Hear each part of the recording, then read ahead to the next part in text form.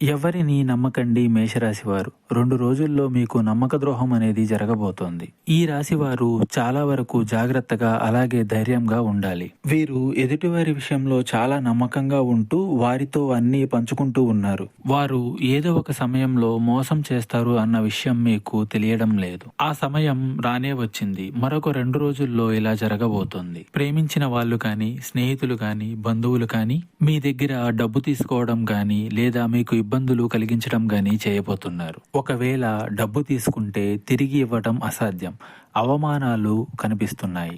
మీ secrets అనేవి బయటికి చెప్పడం, అలాగే మిమ్మల్ని ప్రేమించిన వాళ్ళు కూడా మిమ్మల్ని వదిలిపెట్టి దూరం వెళ్ళిపోతారు.